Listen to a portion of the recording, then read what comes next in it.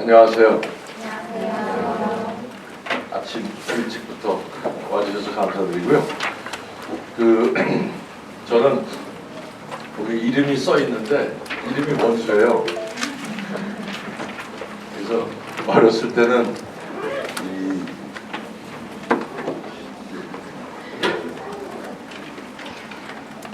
놀림을 참 많이 받았는데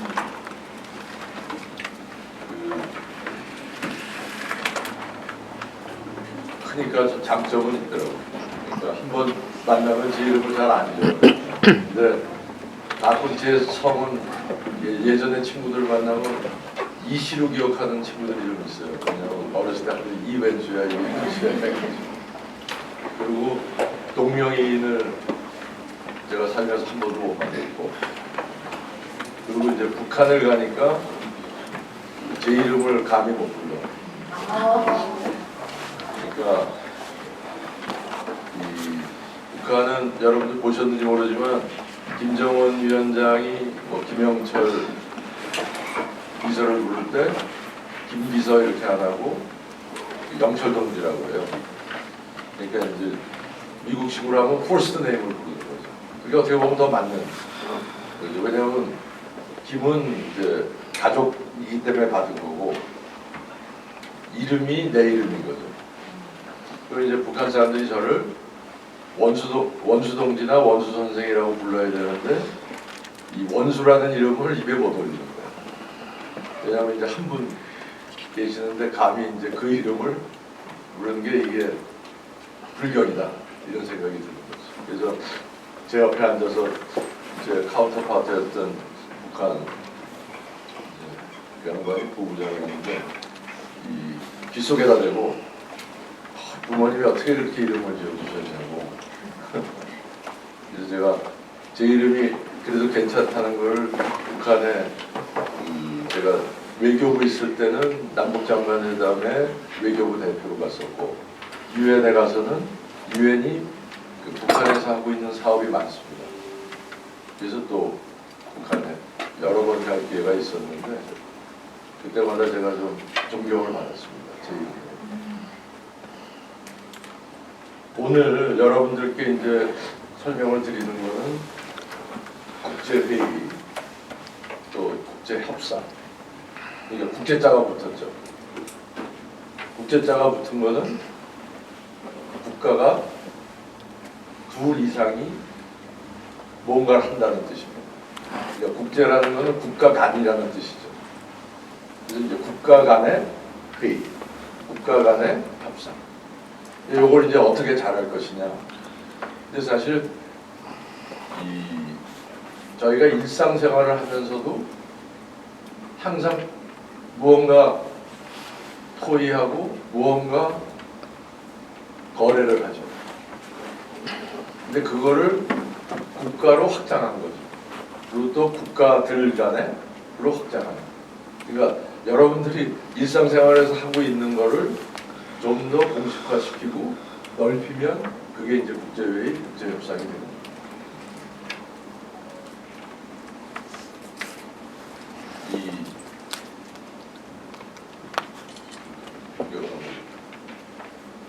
그러니까 숫자에 따라서 내가 혼자 그러면 내가 협상할 일이 없죠. 그건 나 자신하고 내가 스스로 판단해서 결정하면 되니까. 그러니까 협상이나 회의는 둘 이상 사이에 벌어집니다. 제일 많이 하는 게 양자간에 하는 거죠. 우리가 한미 간에 하는 거, 한일 간에 하는 거. 그리고 그 두 개를 넘어서면 복수가 됩니다. 한미일 협의를 많이 하죠.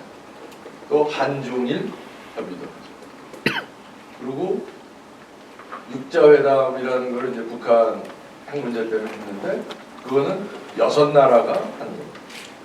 그러니까 참가하는 숫자에 따라서 3시 될 수도 있고 4시 될 수도 있고 5시 될 수도 있고 넷은 최근에 여러분들 들으셨겠지만 쿼드라는 게 있어요. 쿼드. 넷. 미국, 일본, 호주, 인도. 그렇게 하는 거죠. 5시 되면 또 이제 5자가 되고 그러니까 이거는 그 마음이 그러니까 뜻이 맞아서 모이는 나라들의 숫자에 따라서 이 복수는 셋서부터 대개 한 10, 요 정도까지를 복수라고 합니다. 그리고 그거를 이제 많이 넘어가면 그러면 다자라고 해요. 그러니까 서방 선진국들이 모이는 게 뭐죠? G7. 그리고 2008년에 세계 경제 위기가 났을 때 모였던 게 기억하세요? G20, G20. 그러니까 그런 예가 굉장히 많습니다. 그리고 조금 더 그걸 넓히면 아시아 태평양 지역에 지금 곧 우리 대통령께서 가실 텐데 아시아 태평양 경제협의체가 있어요. 에이펙이라고. 그래서 저희가 G20, 그 에이펙에 오는 나라들이 G20에 오는 나라들하고 대부분 겹칩니다. 그래서 그거를 요새는 이렇게 붙여서 하는 게 유행이에요. 왜냐하면 정상들이 한번 여행을 하면 한 번 한 김에 뭐 일타맨매를 하는 게 서로 더 효과적이니까. 그리고 그거를 그러니까 에이펙이면 아시아 태평양 지역이니까 한 2대륙 정도가 걸치는 거죠. 세계에 있는 모든 대륙이 다 걸쳐서 만들어지는 거는 이제 다자의 어떻게 보면 끝판왕인데 그게 이제 유엔인 거죠.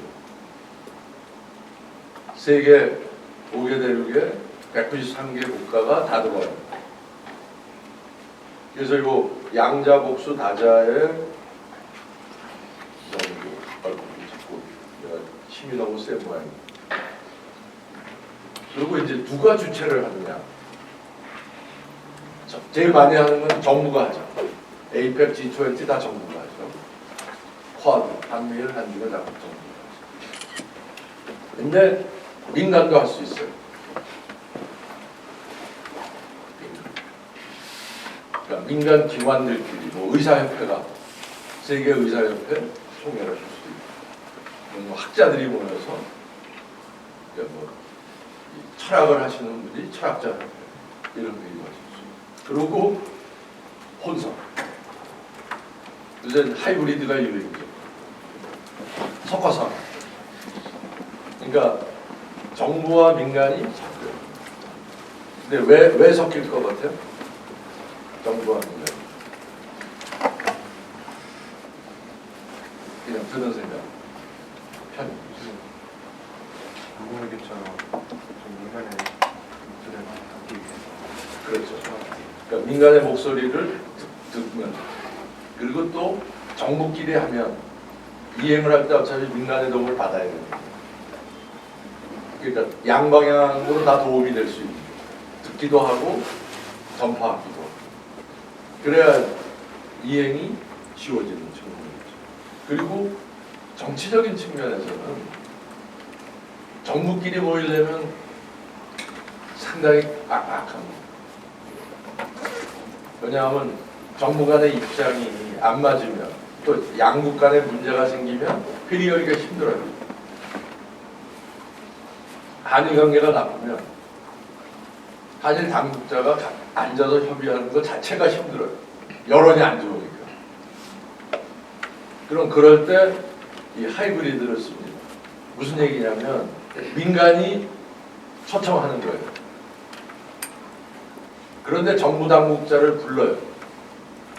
그러니까 간접적으로 소통할 수 있게 만들어주고 명분은 어떻게 잡냐면 정부 당국자가 오지만 이 사람이 정부 당국자로서의 신분이 아니라 개인 자격으로 참석합니다.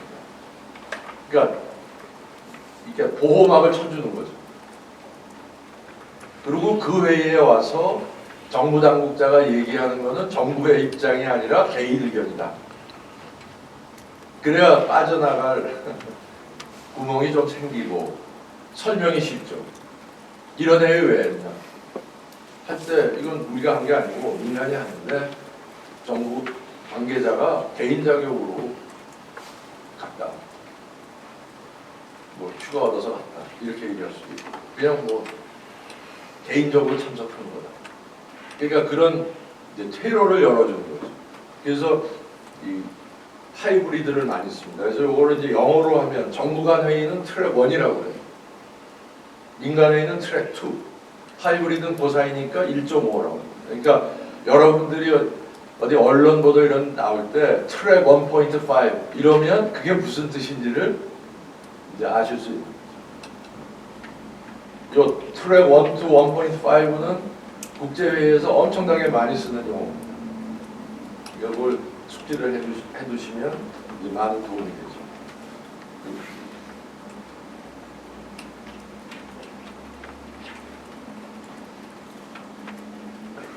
두 개씩 넘어가요. 그래서 이 회의나 협상을 이제 시작을 해야 되는데 어떻게 할 거냐? 그러니까 누구하고 할 거냐? 몇 나라를 부를 거냐? 그리고 민간을 통해서 우회해서 할 거냐? 그러니까 제일 어려울 때는 트랙 2에서 시작해서 트랙 1.5로 오고 그리고 트랙 1으로 가요. 그러니까 그게 이제 첫 번째 생각해야 될 지점입니다. 이거를 어떤 형식으로 누가 불러서 그리고 그 다음에 생각해야 되는 거는 이미 굴러가고 있는 거를 쓸까 아니면 새로운 거를 만들까. 근데 그냥 상식적으로 생각해 보면 새로운 걸 만드는 게 더 어렵겠죠. 그러니까 기존에 있는 거를 활용을 해서 굴러가면. 그러니까 많이 쓰는 방법이 유엔은 회의를 하기 위해서 만들 기구거든요. 그러면 유엔 회의는 항상 열립니다. 그러면 그냥 거기 가는 거죠. 그리고 그 회의 참석한 김에 너도 와라. 거기서 따로 만나는 거죠. 그러니까 이제 육자회담, 북한 핵 문제를 풀기 위한 육자회담을 시작할 때 우리가 고민을 굉장히 많이 했습니다. 우리는 이거는 남북의 문제니까 남북이 풀어야 된다. 당연하죠. 북한 자기 핵 문제를 남한하고 풀 의사가 없어요. 남한은 핵도 없고 남한의 핵우산은 미국이 주는데 그래서 북한이 선호하는 건 미북 회담. 근데 미북이 우리를 제외하고 미국 간에 우리 생존이 걸린 문제를 교섭을 허용하는 것 자체가 우리한테 엄청난 문제죠. 그래서 이제 그 다음에 저희가 짜낸 게 그러면 남북미 3자를 해보자. 그랬더니 또 뭐가 문제가 생겼겠어요? 뭐가 문제가 생겼을 것 같아요? 둘째 줄. 남북미 3자가 모이면 무슨 문제가 생길까요? 우선 북한, 미국이 동의한다. 우리 생각에. 그럼 그 다음에 제일 잠깐만 이거 곤란한데 할 나라가 어디야? 중국. 왜 그러면 우리는 빼고 와요? 우리가 정전협정의 당사국이고 한반도에 엄청난 이익이 걸려 있는데 그래서 고민해서 나온 게 그 다음에 중국을 끼는 사자회담. 그래서 이제 사자회담을 이게 몇 번 해보려고 시도를 했어요. 그 다음에 이제 문제가 또 무슨 문제가 생겼을 것 같아요? 그렇죠. 일본.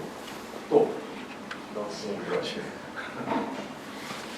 아니 우리도 한반도를 둘러싸고 있는 사강이라고 그러는데 왜 우리만 또 빠지냐? 그래서 육자회담이 됩니다. 근데 그 하나하나의 과정이 엄청난 시간과 노력이 들었습니다. 그러니까 회담 하나를 하려면 그 회담을 어떻게 할 건지에 대한 준비 회담을 또 그러니까 사자회담을 하기 위해서 준비 회담을 몇 년에 걸쳐서 해야 돼요. 의제도 합의해야 되고 그리고 어디서 할 거냐 그리고 그 대표단 수준은 어느 급으로 할 거냐. 그러니까 이제 그런 것들이 다 복잡한 거죠. 그래서 많이 쓰는 방법이 이미 모이는 데가 있으면 가는 거예요. 그래서 저희가 많이 활용한 게 아세안입니다. 아세안은 열나라인데 조금 그러니까 주변 우리 그 동북아에 비해서는 조금 사이즈가 작아요. 근데 잘 보입니다. 또 모함이 잘 맞고 그 아세안이 하는 회의 때 아세안이 불러주는 거예요. 그래서 아세안 플러스 원. 그 원이 한국일 수도 있고 미국도 있고 일본이 있고. 그래서 아세안 플러스 원을 여러 나라를 불러서 회의를 하고 그 나라들을 동시에 부르면 아세안 플러스 3가 또 될 수 있는 거예요. 그래서 아세안 회의에 가서 한중일 회의를 하기 시작한 거예요. 그게 이제 그게 기존에 진행 중인 회의를 활용하는 그런 이제 사례죠. 그러면 거기에 갈 때 어떤 그 협의체를 활용하는 것이 우리한테 가장 이익이겠고 쉬운 길입니다. 그러니까 정치적인 어려움을 그러니까 여기서 여기 가려면 굉장히 어려운데 이게 순서대로 가야 될 거 아니에요. 이게 요새 축구 보시면 빌드업이라는 전략이 있죠. 빌드업. 차곡차곡 쌓아서 골까지 연결시키고. 그래서 이 어느 회의에 가서 어떠한 방식으로 활용할 건지를 결정을 해야 됩니다. 그리고 그게 결정이 됐으면 거기에 가서 우리가 달성하려고 하는 목표가 뭐냐, 어디까지 갈 거냐. 그러니까 아세안 플러스 3를 처음에 할 때는 한중일이 따로 모여본 적이 없어요. 왜냐하면 한일은 미국의 동맹국이고 중국은 거의 반대편에 지금 서 있잖아요. 그렇지만 한중일이 공유하고 있는 문제는 또 수도 없이 많습니다. 중국에서 공해가 생기면 바로 우리한테 나와요. 중국 원전이 해안가를 따라서 50몇 킬로 있는데 거기서 사고가 나면 편서풍을 타고 바로 저희가 돼요. 그러니까 문제가 생겼을 때 어떻게 할지는 아무리 정치적으로 의견이 다르다고 그래도 얘기를 해야 되는 거예요. 그래서 그런 거를 아세안 플러스 3를 활용해서 쌓은 거죠. 그럼 그걸 얘기를 하다 보면 신뢰가 생기죠. 아, 이거 얘기할 만하네. 그러면 조금씩 어려운 문제로 올라갈 수 있죠. 그래서 이제 한중일 정상회의를 따로 만들었어요. 그러니까 아세안이 불러서 가서 처음엔 하다가 이제 아세안이 안 불러줘도 한중일이 따로 많이. 그래서 그 사무국을 지금 서울에 그러니까 Trilateral Cooperation Secretariat이라서 TCS라고 하는데 광화문에 있습니다. 그리고 거기 사무총장은 한중일이 번갈아 가면서 해요. 그리고 주로 한중일의 이익이 겹칠 수 있는 아까 말씀드린 방역 문제,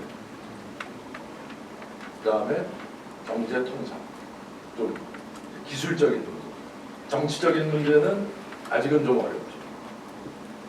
그래서 그렇게 이제 저희가 발전을 시켜 나가고 있어요. 그러고 나면 이제 우리가 어떤 목표를 어떤 전략으로 갈 거다 하는 생각을 했으면 그걸 누가 제일 잘 할 수 있겠나.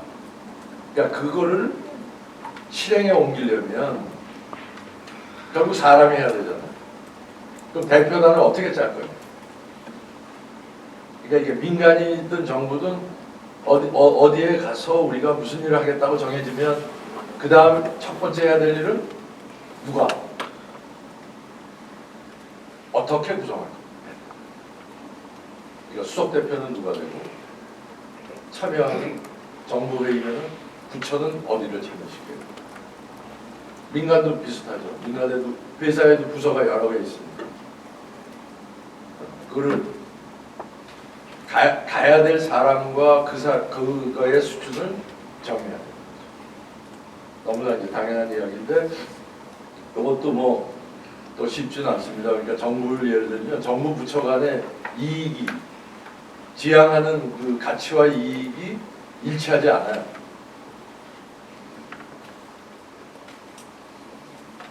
통상산업부는 대체수는 많이 수출하고 싶죠. 환경부는 그것이 환경에 미치는 영향을 줄이고 싶고, 그럼 이제 기후변화 때문에 탄소 감축을 해야 된다고 그러면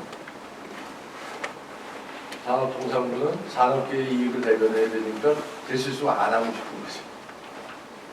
그러면 환경부가 그건 밀어야 되는 거예요. 기후변화 대처해야 되니까. 그래서 그러한 회의에 갈 때는 이렇게 이익이 어긋나는 부서들도 참여를 시켜야 돼요. 안 그러면 실행이 안 되죠. 그래서 갈 때부터 이 관련된 부서는 다 참여를 시켜야 돼요.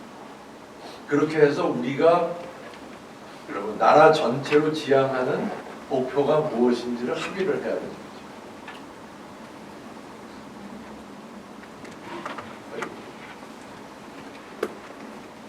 이건 어려워요.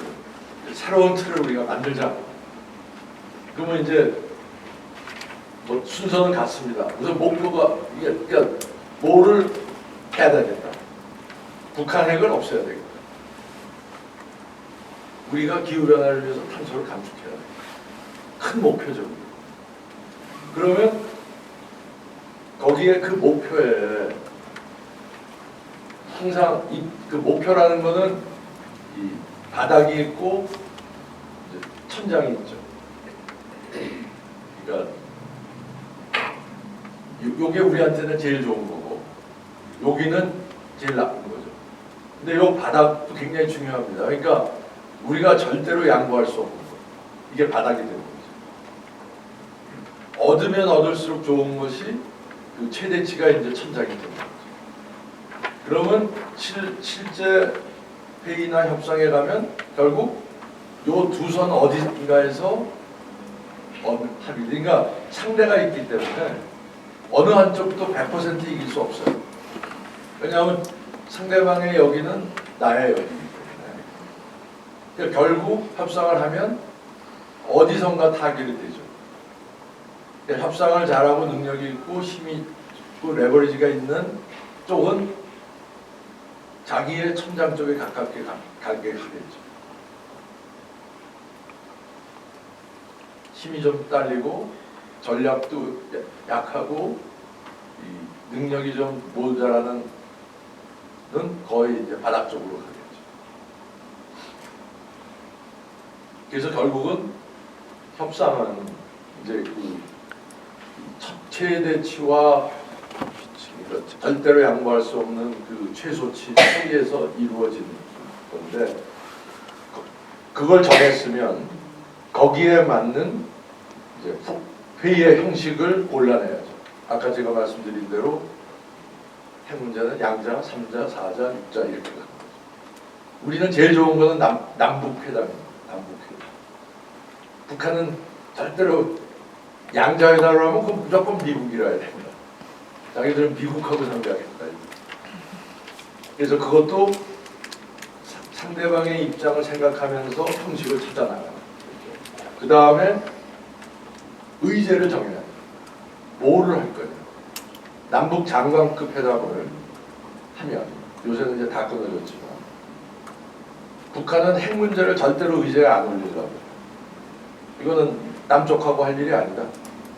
우리는 근데 그건 몰라요. 그래서 기싸움을 많이 해요. 그러면 결국 어떻게 되냐면 양쪽이 토의하고 싶은 거는 다 올려놓자. 합의가 되든 안 되든. 왜냐면 그 거론은 하게 해줘야 될 거 아니에요.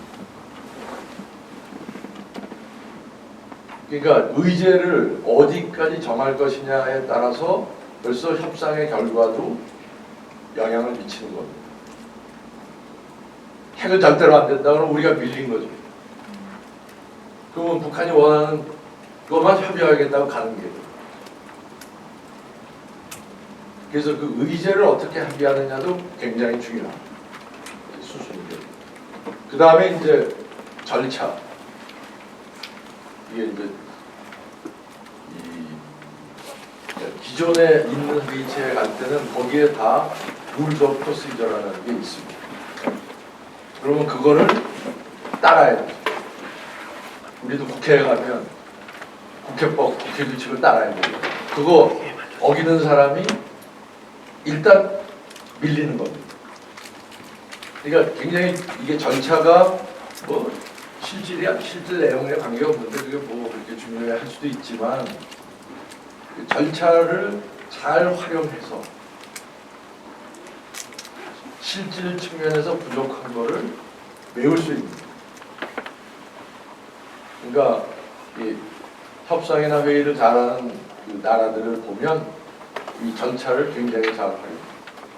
안보리에서 그걸 제일 잘 활용하는 게 러시아. 러시아는 상임이사국이니까 유엔이 생긴 지 지금 79년 사이에 계속 거기 앉아 있었죠. 누구보다 잘하죠. 그래서 자기들의 입장이 알겠습니다. 자기들의 실질적인 입장이 밀릴 때 가장 많이 쓰는 수법이 회의를 지연시키는 거예요. 그러니까 뭐 저기 의사 저기 보면 이제 필리버스터라는 것도 있고, 그 다음에 하다가 정 안 되면 그 이제 모스크바에 있는 지도자를 훈령을 받아야 되는데 깨워야 되는데 지금 한밤중이라서 못한다. 그런데 그 합리적인 핑계거든요. 그러니까 그 절차를 숙지해서 그거를 내 이익을 극대화하는 쪽으로 최대한 활용하는 거죠. 근데 반대로 안보리에 어쩌다 들어가는 비상임 이사국들은 그 절차를 2년 동안 하고 나면 떠나서 저희가 지금 10년 주기로 가는데 10년 사이에 또 그게 연결이 잘 안 됐잖아요. 그 사람은 떠나고 딴 사람이 또 와서 회의를 해요. 그 불리한 거죠. 그래서 이 절차에 대한 숙지도 굉장히 중요한 거예요. 그리고 역시 대표단을 어떻게 구성할지, 훈령을 어떻게 짜는지.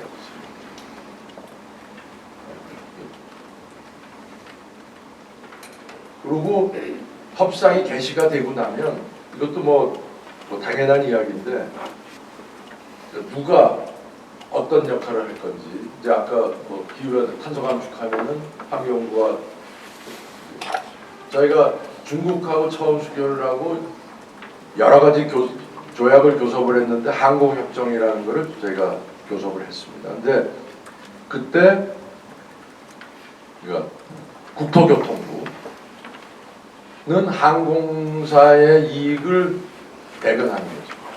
그러면 빨리 노선도 빨리 열고 빨리 좀 펴.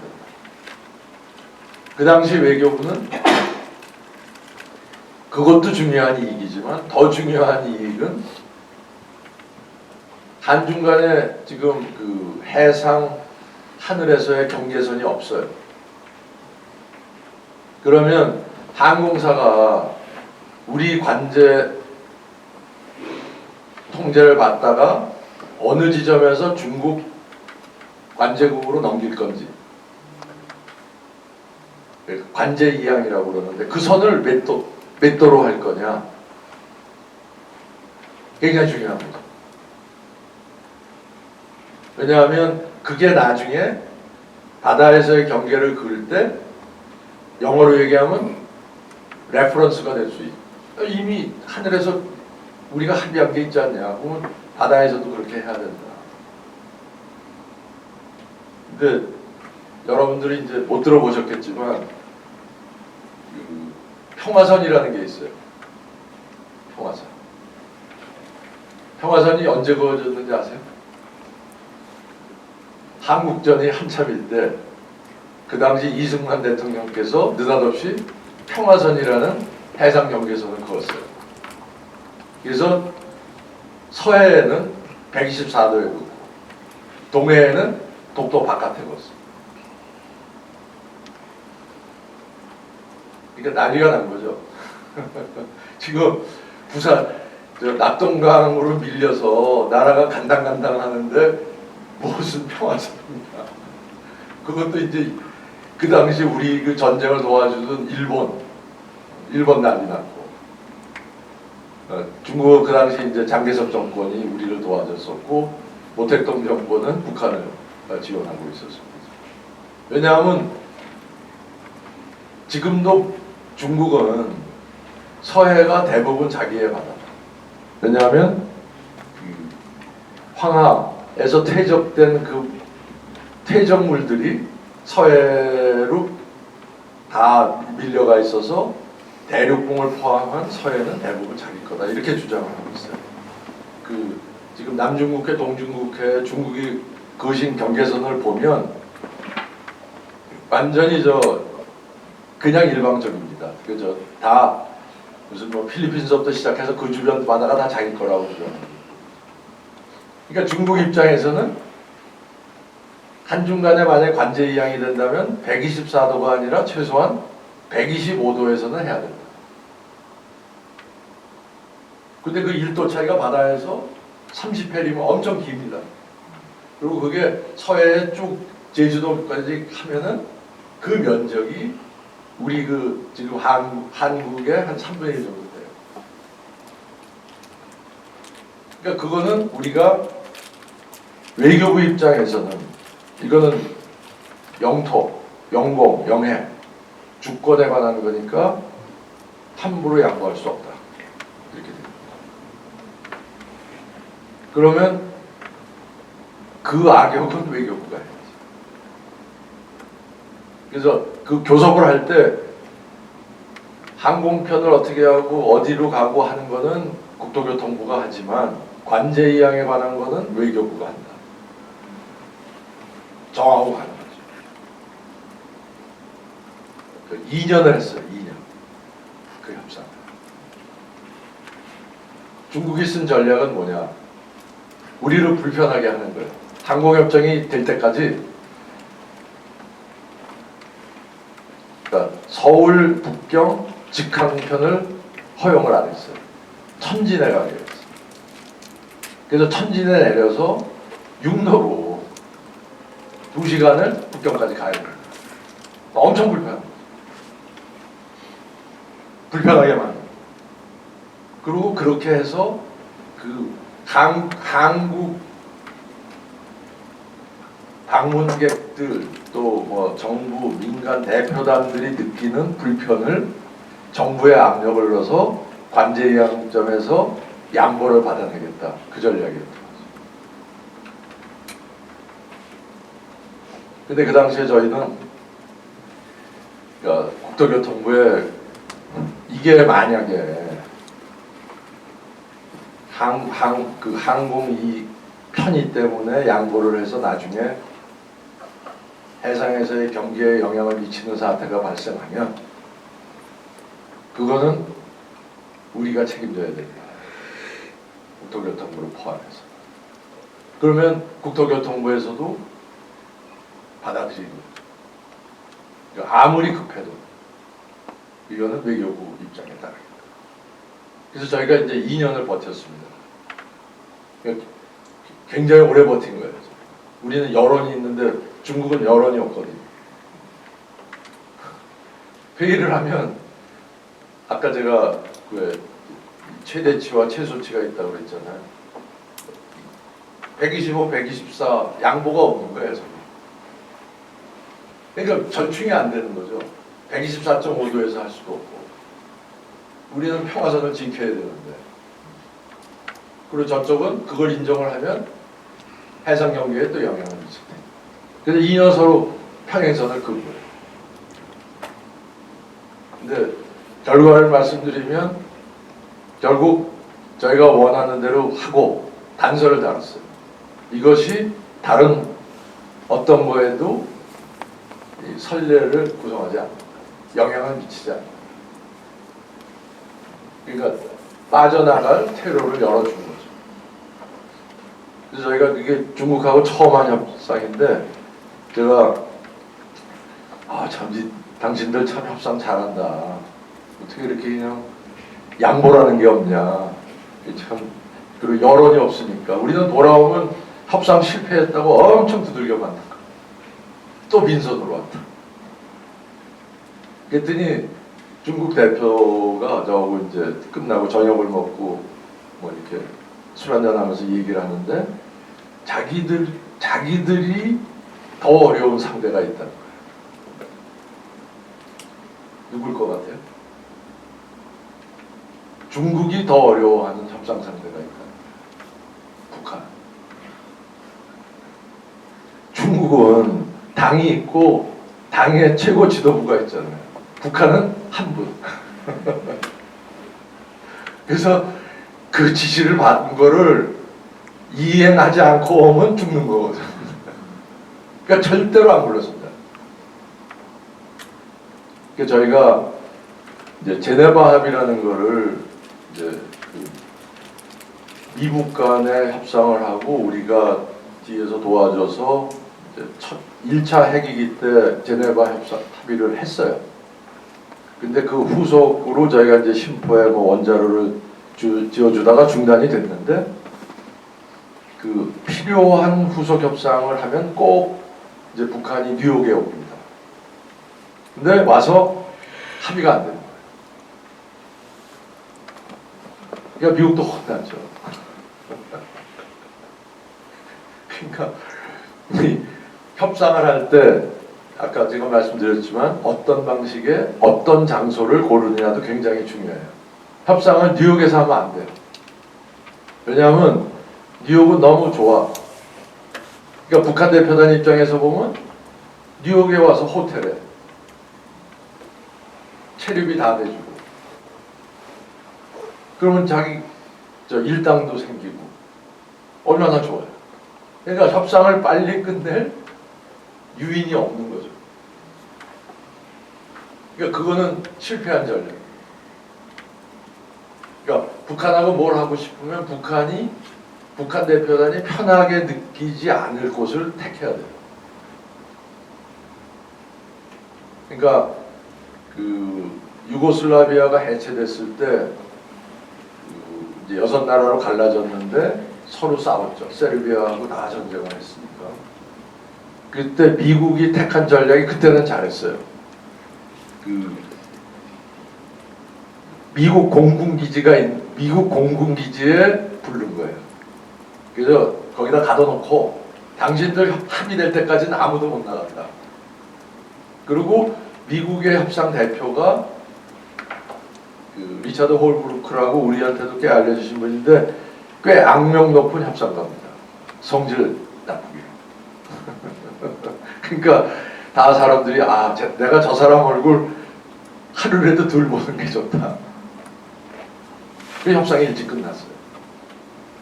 그러니까 이제 그러한 전략도 잘 짜야 됩니다. 그리고 위닝 코올리션은 왜 중요하냐면 육자가 됐으면 그 북한이 주장하는 거에 미국, 일본은 뭐 우리 편이니까.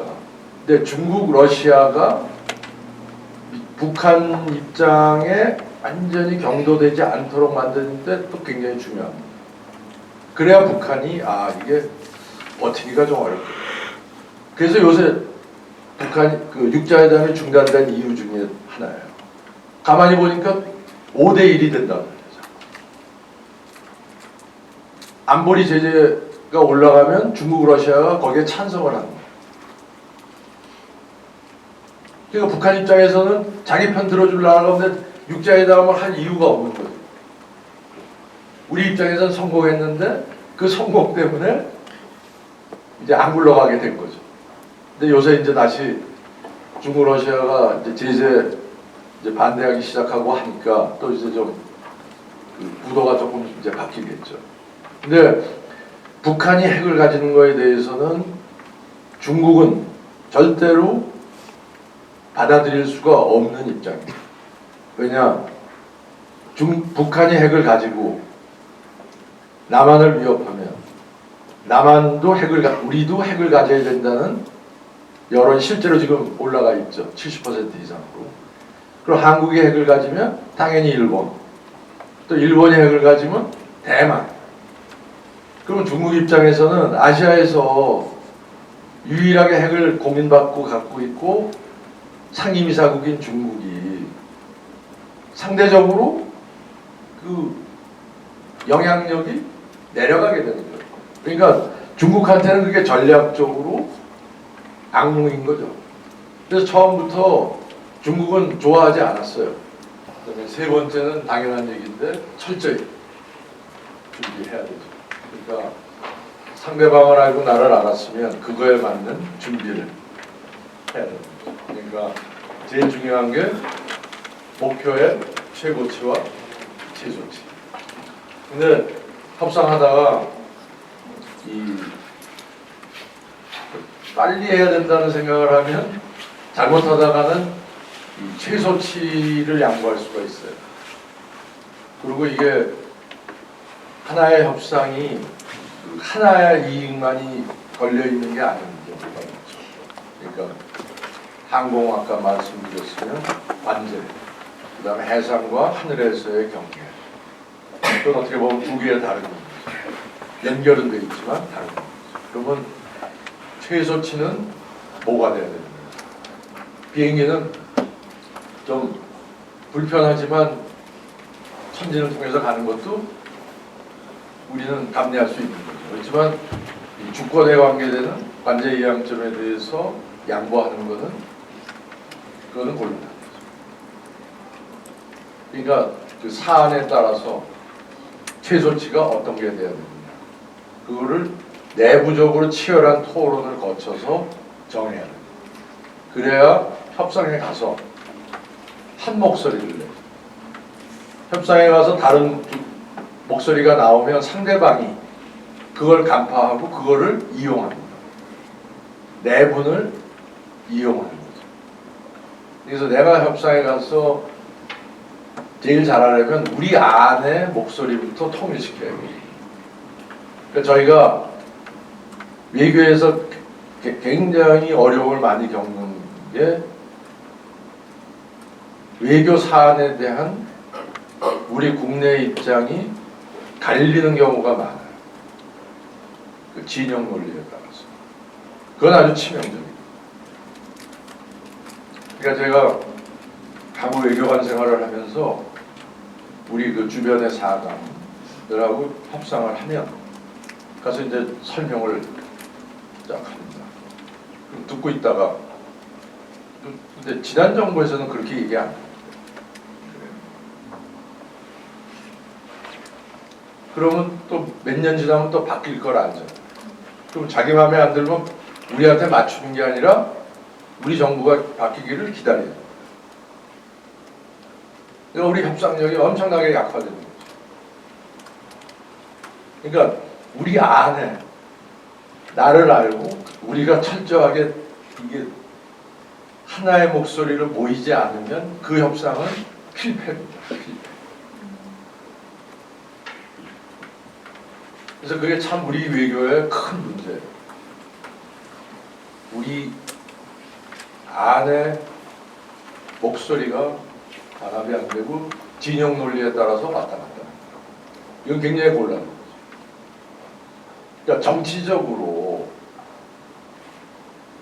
그 외교 사안을 자꾸 활용하려고 하면 우리는 늪으로 들어가는 겁니다. 왜냐하면 우리 주변의 사강이 우리가 세계에서 지금 국력으로 하면 10위권인데 작은 나라가 아니에요. 그렇지만 주변에 비교하면 우리가 작은 나라예요. 그러니까 외교에서 힘이 중요하지만 그 힘은 절대적인 힘도 중요하지만 상대적인 힘입니다. 그러니까 영어로 얘기하면 렐러티브한 거예요. 내가 누구를 상대하느냐에 따라 달라지죠. 우리가 동남아, 뭐 서남아, 아프리카 이런 나라하고 상대하면 우리가 상대적으로 강한 나라다.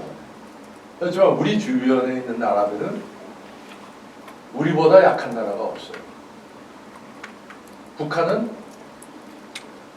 전체적인 능력은 우리보다 딸릴지 모르지만 우리가 못 갖고 있는 걸 또 갖고 있는 것도 있고, 또 우리는 국제정치의 어떤 규범을 준수하면서 헤쳐나가야 되지만 북한은 또 그렇지 않은 입장. 그래서 우리 주변을 특히 상대하려면 우리 입장에서는 우리의 목소리를 하나로 내는 게 굉장히 중요해요. 그래서 외교 사안은 초당적이라야 된다. 그 얘기를 제가 어디 가나 특히 이제 좀 정치 하시는 분들을 만나면 읍소를 하는데 이게 정치 논리 때문에 잘 안 되는 겁니다.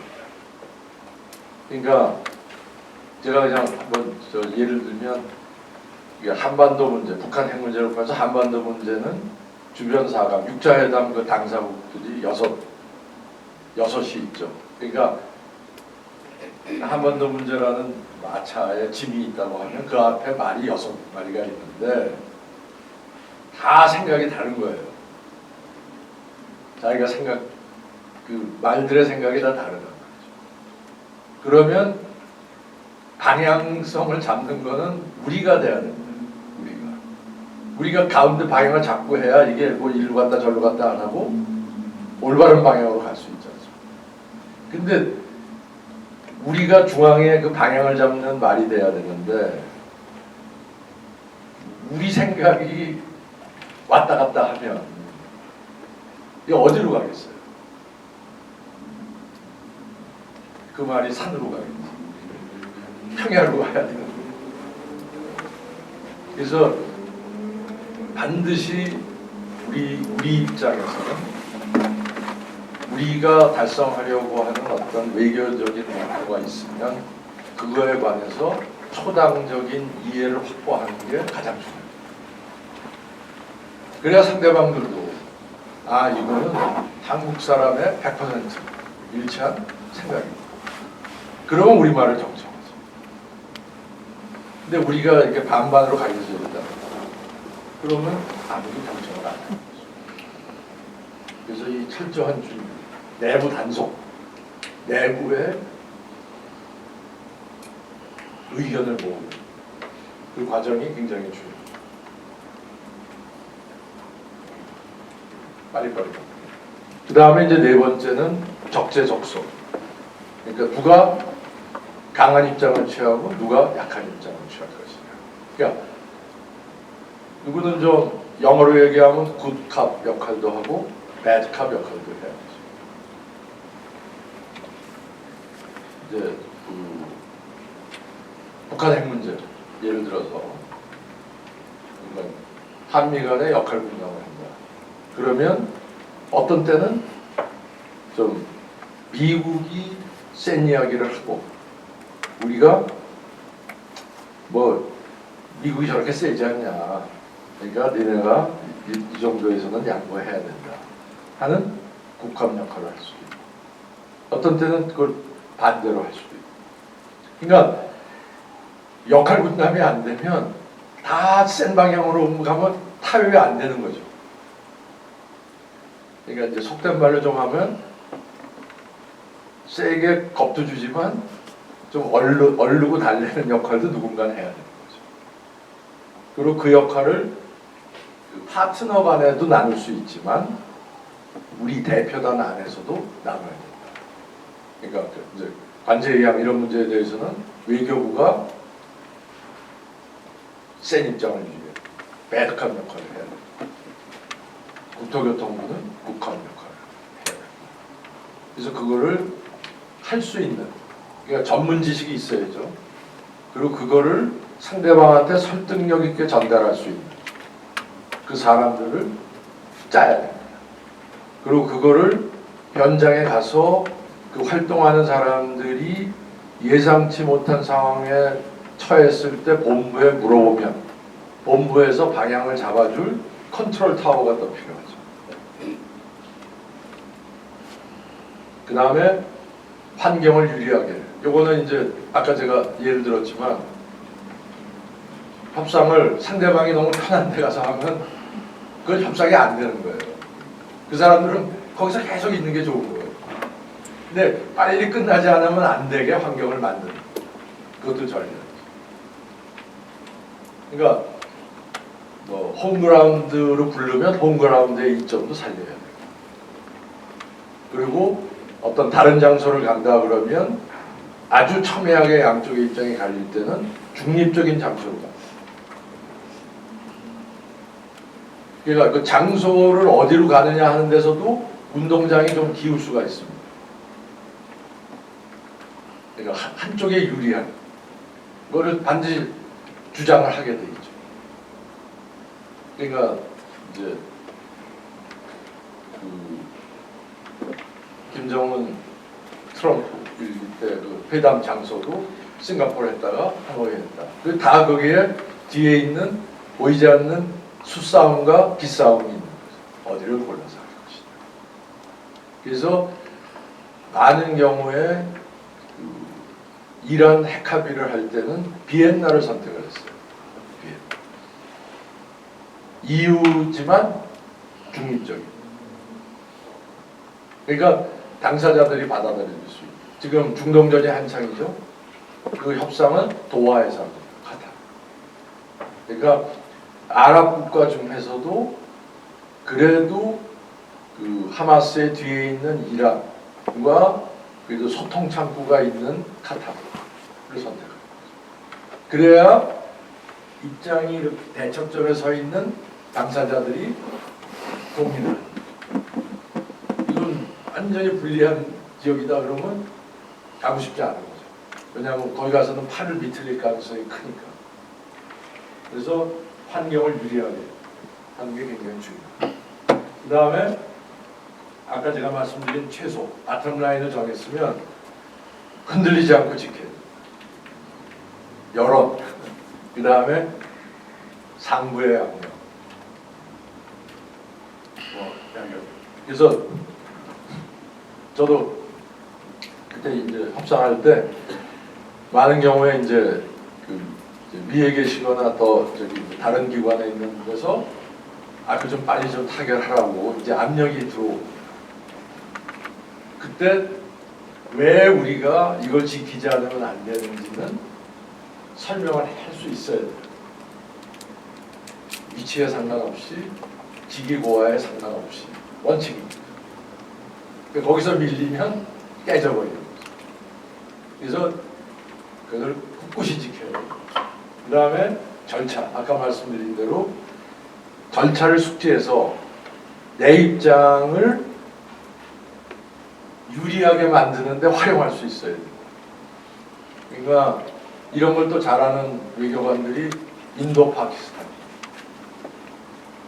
그래서 그 유엔 안보리 역사에서 유명한 얘기인데 이제 인도, 파키스탄 그러니까 거기도 전쟁을 3번을 했는데 그 전쟁이 났을 때 안보리 소집됐는데 안보리에서 합의를 못하게 하기 위해서 인도 대사가 몇 시간을 필리버스팅을 하신 거예요. 온갖 얘기 다 하는 거죠. 그러다 쓰러져서 병원으로 실려갔어요. 그러니까 그 정도 결기는 있어야 된다. 그 핵무기 실험 금지 조약이라는 게 있습니다. CTBT. 그 조약을 끝까지 반대한 게 또 인도, 파키스탄. 핵실험을 했으니까 자기들. 그리고 계속 하고 싶고. 물론 북한 반대하지만. 북한은 그 정도의 국제무대에서의 경험은 없지만 인도, 파키스탄은 그 쌓인 게 있어요. 그래서 거의 그 두 나라가 협상을 몇 달을 공전시킨 거예요. 그러니까 뭐 절차도 동원하고 뭐 온갖 주장을 다 그래서 하는데 뭐 저 셰익스피어 시도 인용하고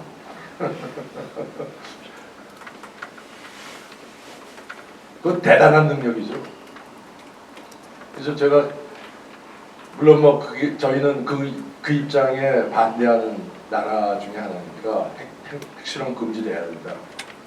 뭐 믿는 나라니까 좋아하지 않았지만 그때 제가 생각에 야 한국 외교관 중에 저렇게 할 수 있는 사람이 있나? 이 얼굴 완전히 이거 철판을 까는 거죠. 모든 대표단이 다 원하는 걸 거의 혼자서 맡고 있는 거야. 그 큰 회의장. 그것도 하루 이틀이 아니라 몇 달씩. 그것도 대단한 능력이에요. 그러려면 이 절차를, 근데 반대로 뭘 타결해야 되는 입장에서는 그렇게 못 가도록 막아야죠. 예를 들면 필리버스터 어떻게 막을 건지. 그리고 그렇게 반대하는 나라의 숫자를 어떻게 하면 줄일 수 있겠는지. 그러니까 상대방 전제를 흐트러뜨려. 그러려면 내 입장에 대한 공통 분모를 키워나가요. 거기에 동의합니다.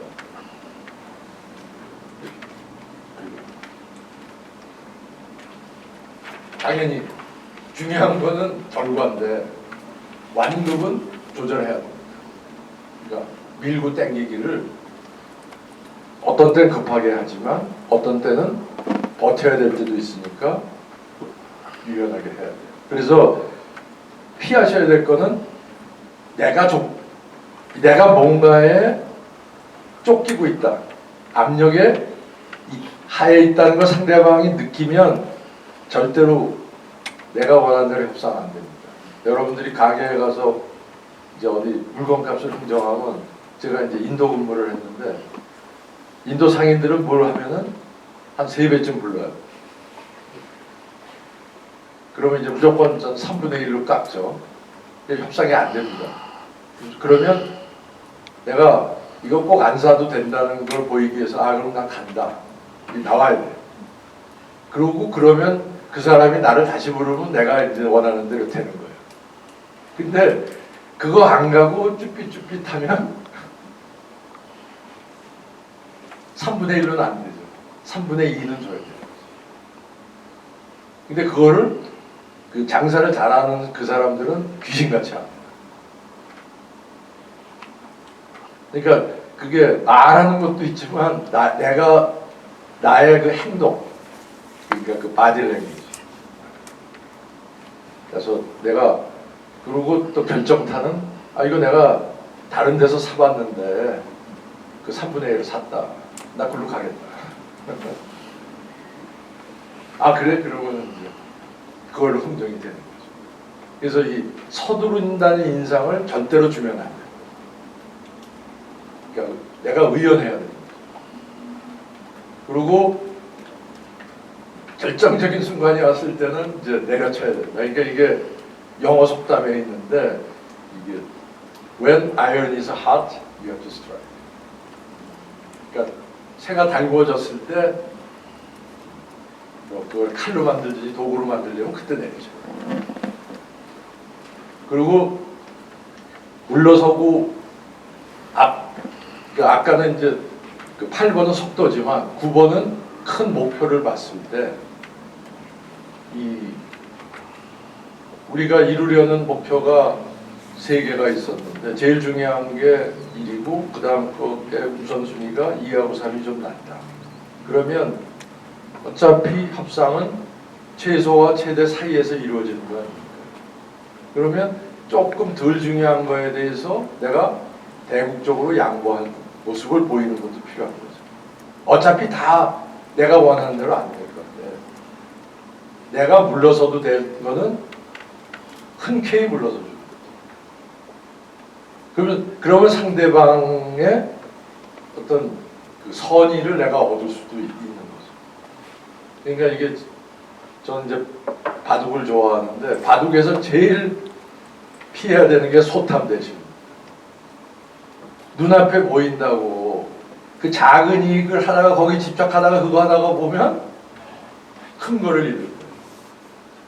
이 상대방의 말을 쫓다가 잡았는데 그러는 와중에 상대방한테 더 큰 집을 주면 지는 겁니다. 바둑. 그걸 소탐대실이라고. 그래서 바둑격언 중에 소탐대실을 절대로 하면 안 됩니다. 거꾸로 해야 돼요. 소실 대탐을 해야죠. 작은 건 주고 큰 건 얻겠다. 그러니까 소탐대실이 아니라 소실 대탐이에요.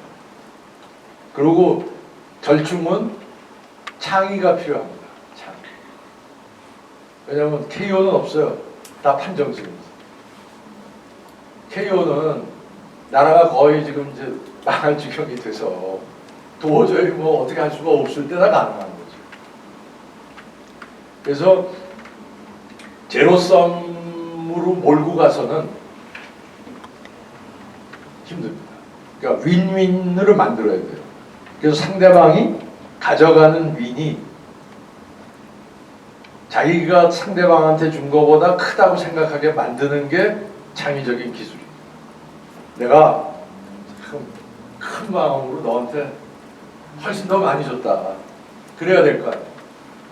그래야 돌아와서 내가 협상에서 이기고 왔다고 설명을 할 수 있어야 되죠. 그래서 협상의 결론은 윈윈이 돼야 되는데 윈윈이라는 거는 서로 잃는 거죠. 그죠? 최대치에서는 잃는 겁니다. 그리고 돌아와서는 포장을 양쪽이 다 이겼다고 할 수 있게 만들어줘야 돼요. 그러려면 어떻게 됩니까?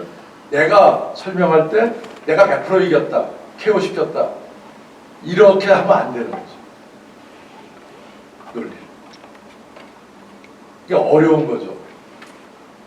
내가 더 많이 실질적으로는 얻지만 포장을 상대방한테 빠져나갈 퇴로도 열어주고 명분도 주고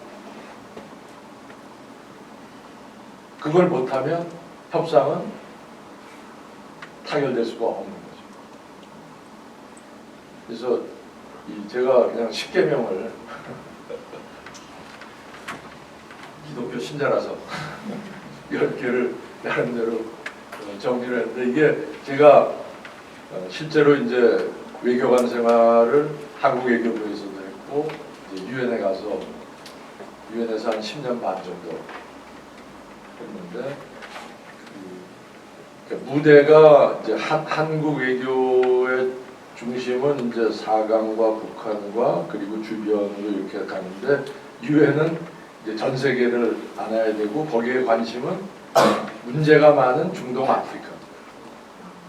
그러니까 이제 어떻게 보면 이제 시야가 열린 거죠.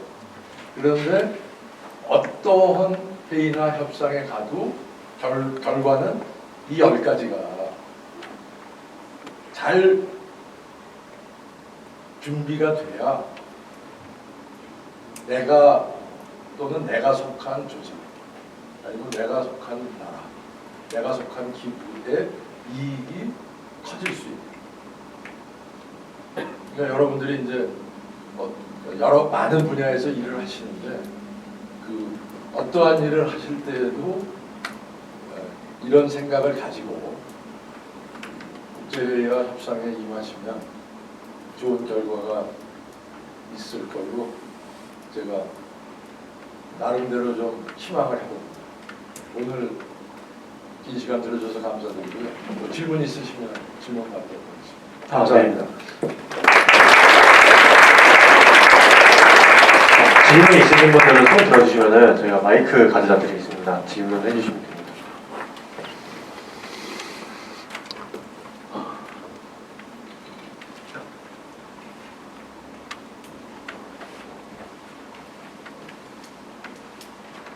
말씀 너무 감사합니다.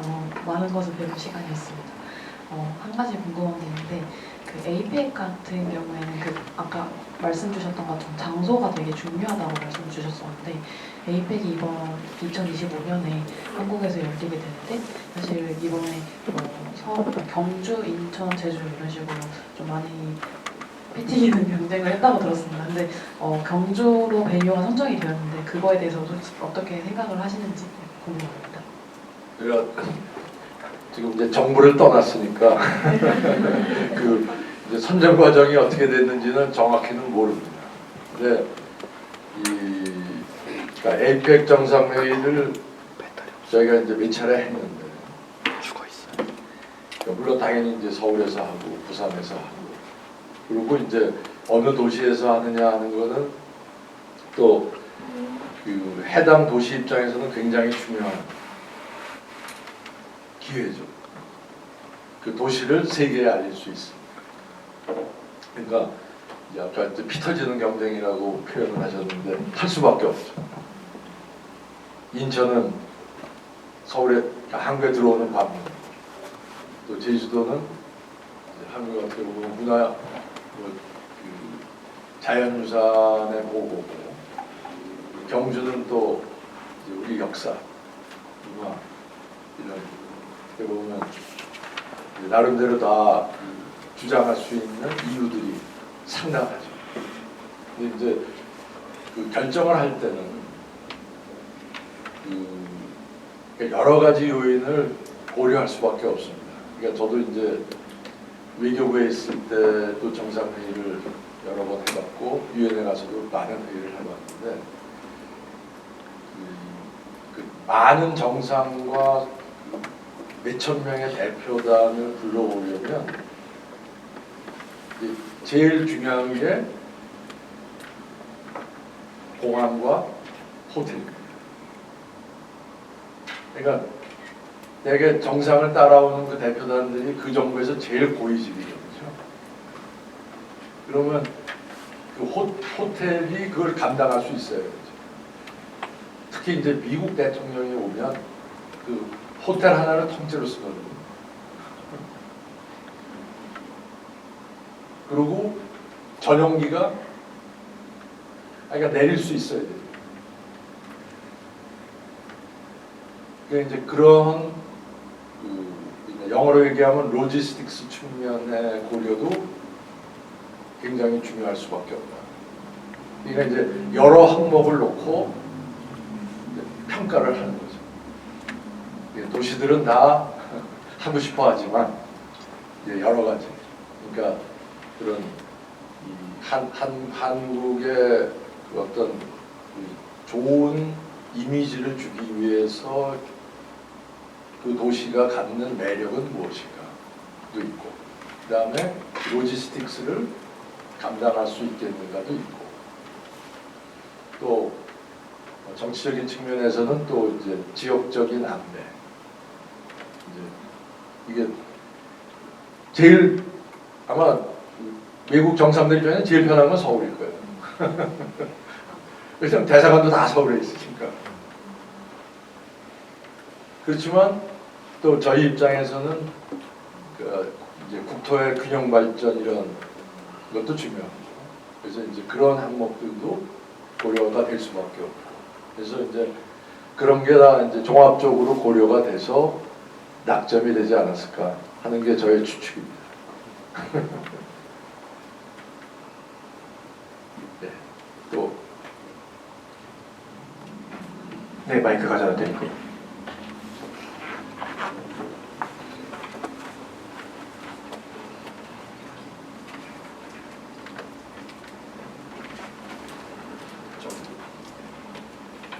예, 말씀하세요. 네, 말씀해주신 부분들 잘 들었습니다.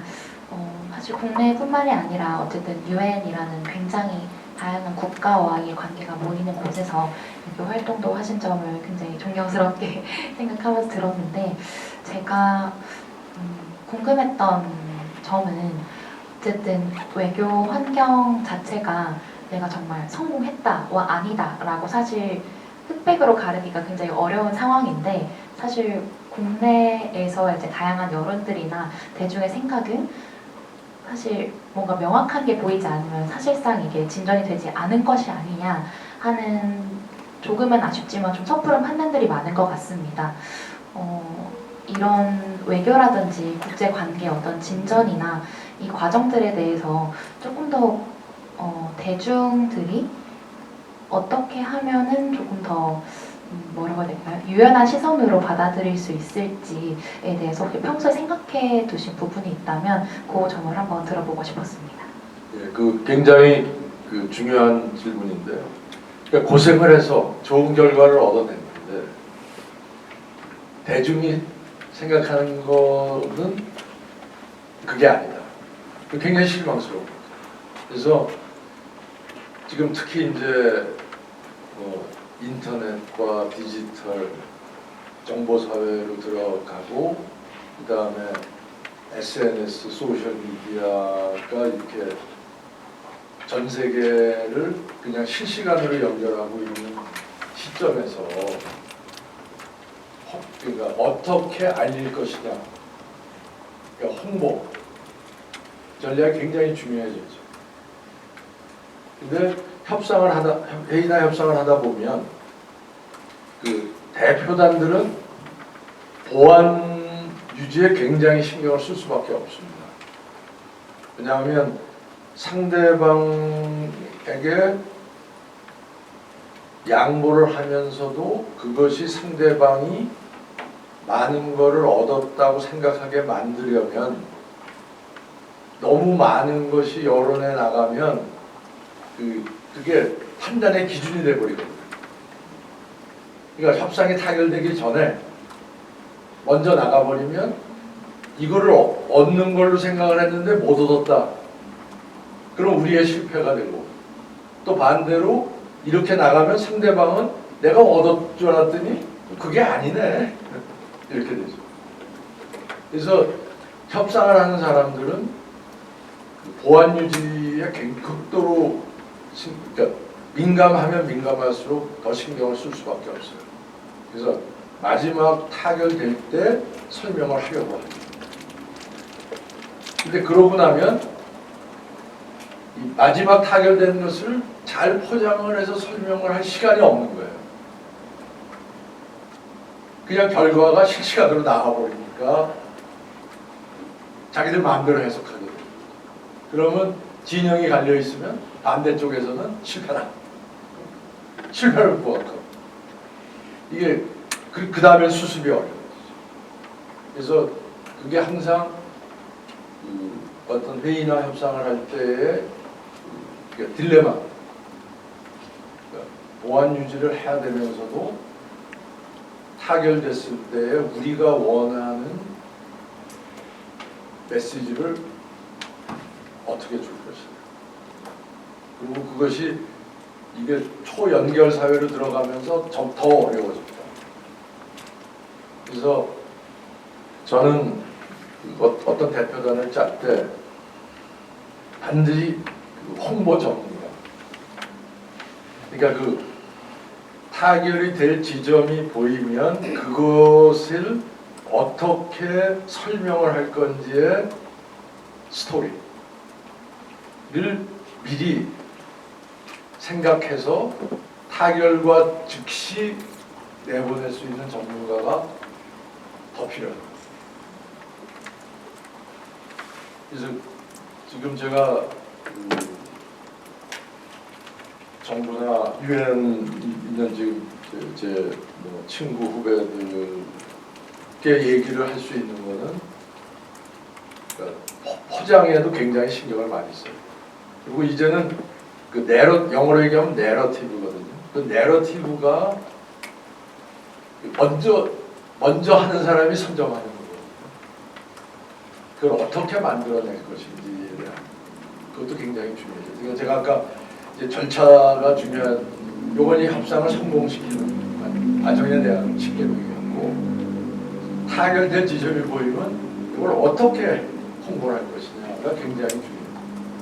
왜냐하면 성공과 실패가 그냥 그 지점에서 나오는 그 첫인상으로 결정될 경우가 많거든요. 그러니까 첫인상을 잘 잡아요. 그래서 영어 속담에 유명한 속담이 There is no second chance to make good first impression. 그러니까 first impression을 그러니까 첫인상을 잘 줄 기회는 딱 한 번밖에 없다. 이게 유명한 이제 영어 속담입니다. 그러니까 첫인상이 어떻게 우리가 원하는 방향으로 인상적으로 바뀌게 할 수 있느냐. 남녀 간의 데이트에도 첫인상이 굉장히 중요하죠. 그러니까 첫인상을 잘 줘야 되는 거죠. 아까 질문 하신다고.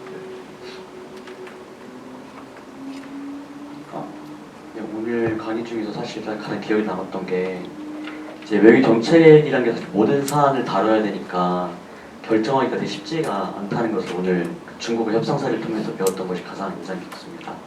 그래서 이와 관련해서 궁금했던 점이 이제 대표단들이 이제 그 현장에 가서 어디까지 뭔가를 결정할 수 있을지에 대해서 좀 많이 궁금해졌던 게 그 모든 국제 회의에서 그 높은 직급의 사람이 갈 수 있는 건 아니잖아요. 결정부터도 그렇고.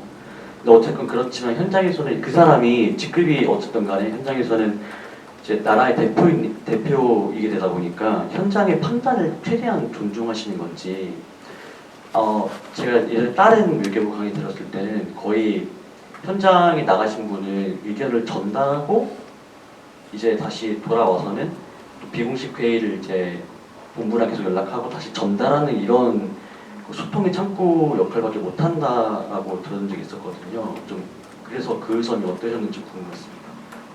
그러니까 아까 제가 이제 대표단을 짜면 현장에 가는 대표단을 어떻게 구성할 건지도 중요하고 본부에서 컨트롤 타워를 누가 할 건지도 중요하다.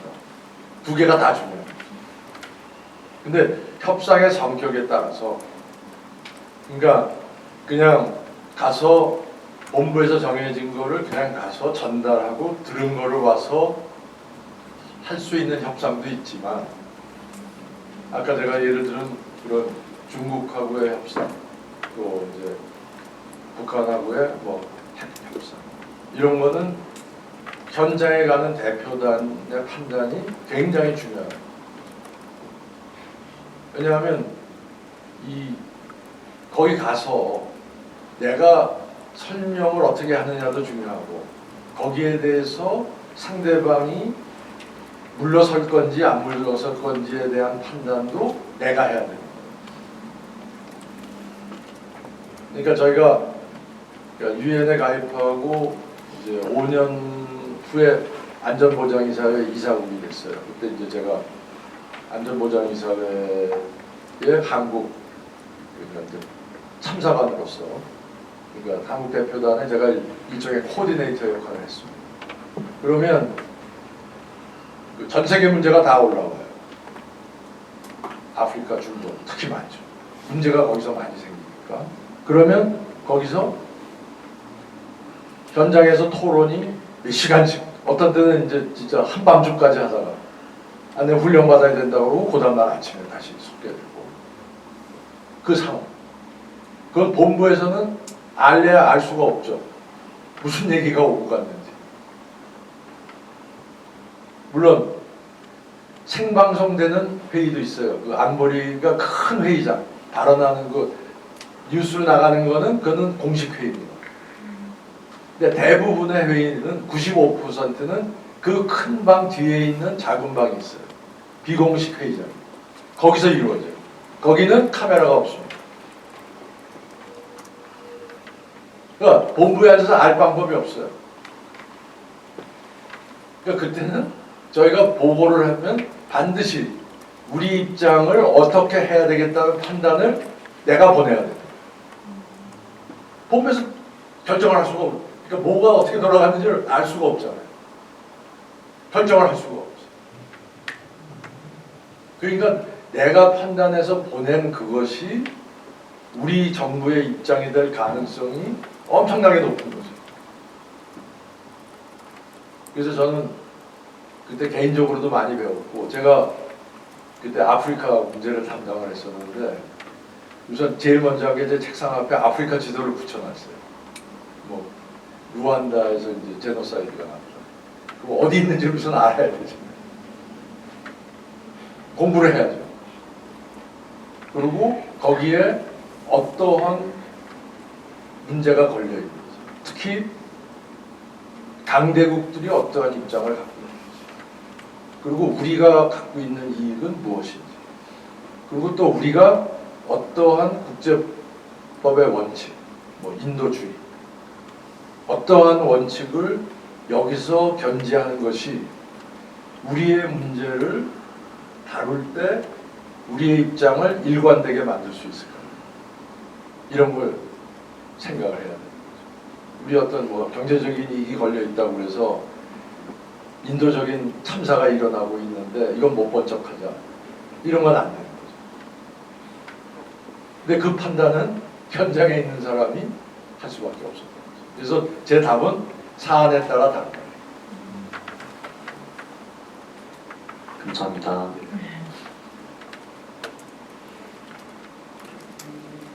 네, 또 좀 시간이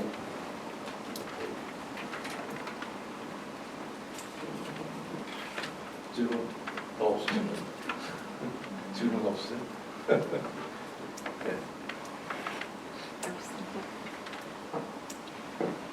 네, 안녕하세요. 저 궁금한 게 있는데,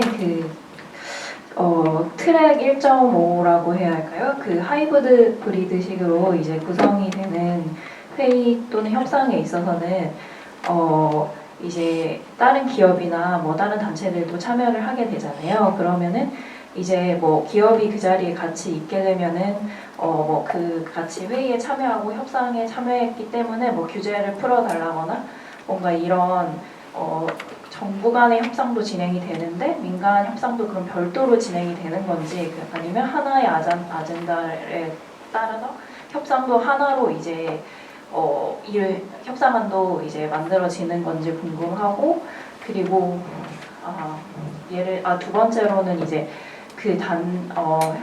협상단을 구성할 때 이제 다양한 아젠다가 오고 가잖아요. 그래서 외교부뿐만 아니라 다른 정부 부처가 이제 다양하게 아젠다에 관련이 있을 수도 있는데 이제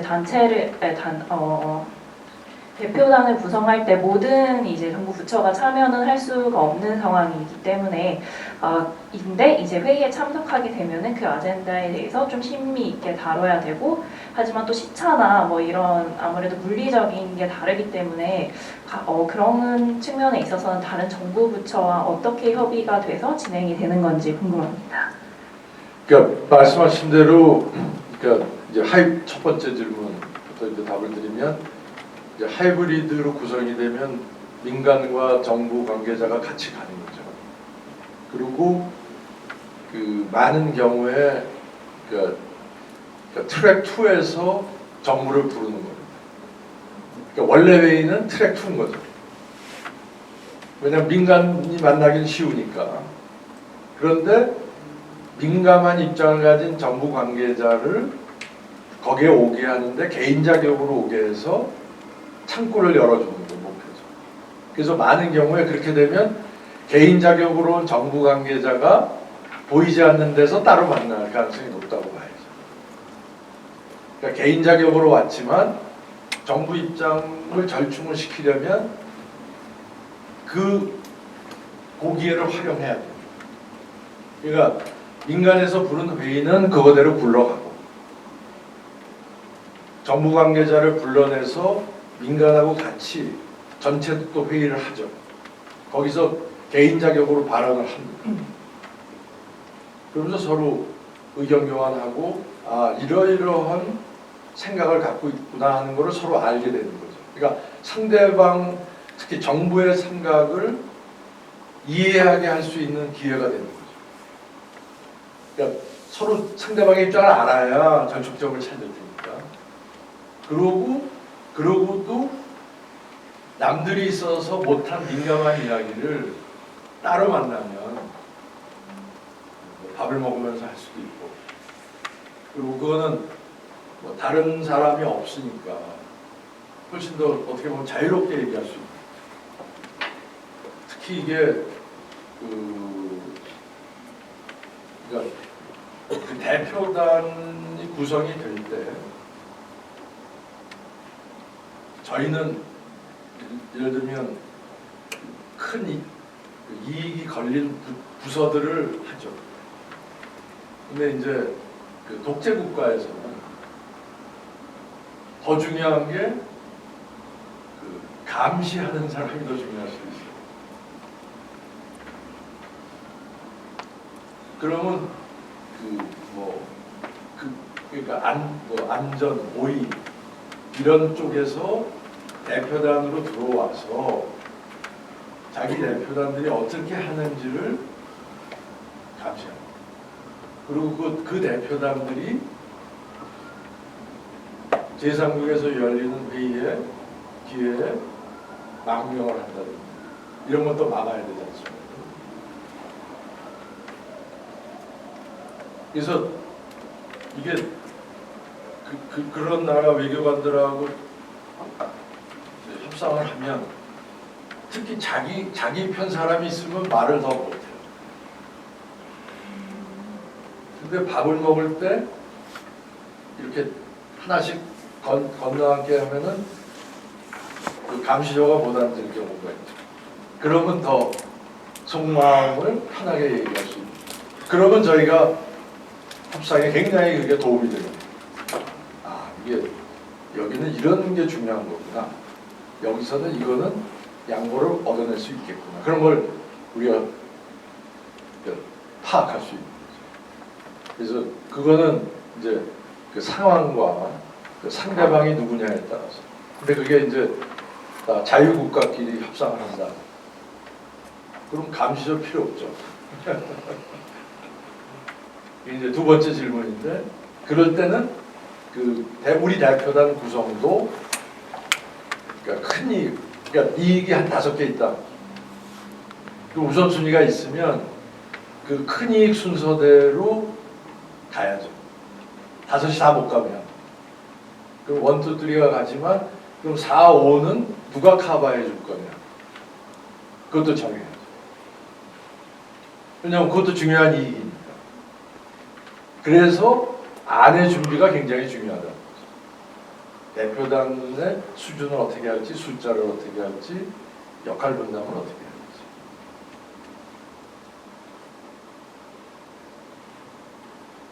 또 질문 없으신가요?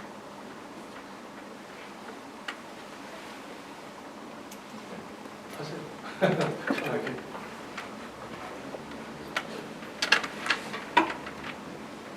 좀 가벼운 질문일 수 있는데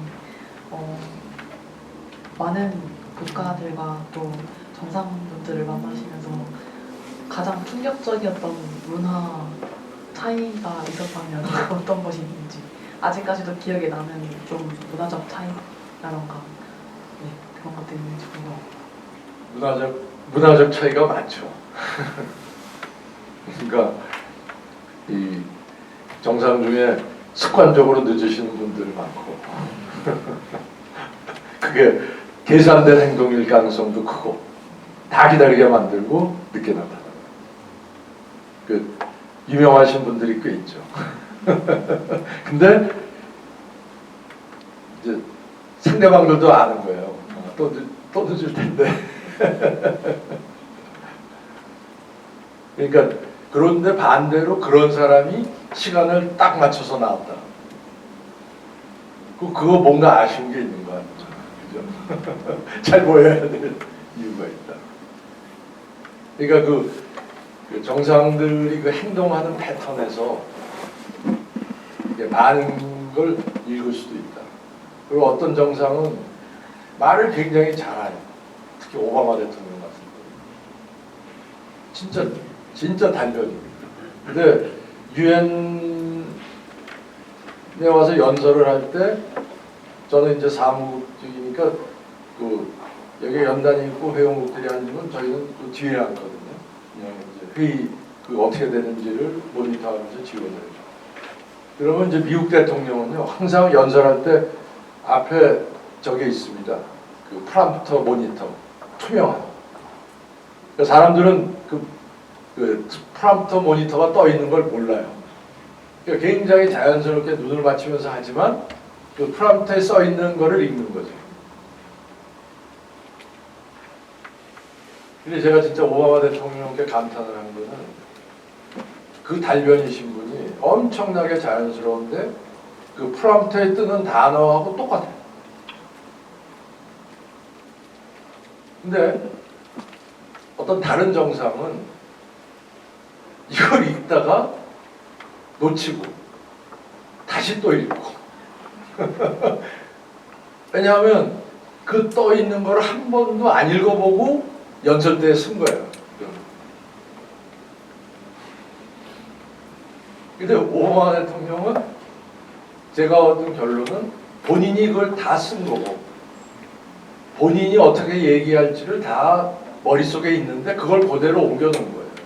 혹시 안에 하나라도 놓칠까 봐. 그러니까 엄청난 준비죠. 그리고 아까 얘기한 그 반대 정상은 엄청난 무성이.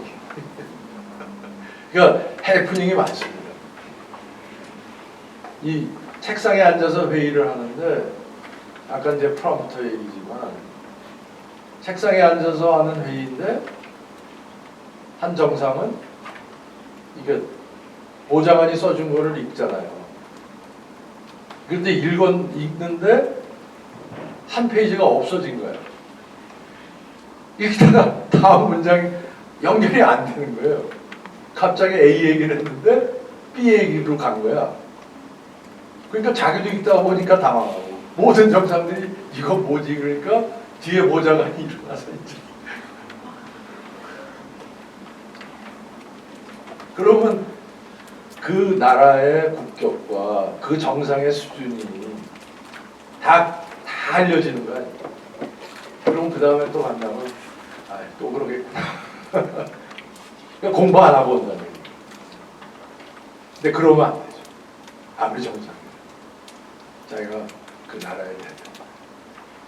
그리고 어떤 분은 이 써준 거를 오바마 대통령처럼 완벽하게 다 자기 걸로 하고 자기 그걸로 해서 더 설득력 있게 말하시는 분도 있지만 어떤 분은 또 자신이 너무 넘쳐서 잘 써준 거를 이걸 안 하고 자기가 그냥 말을 하는 거예요.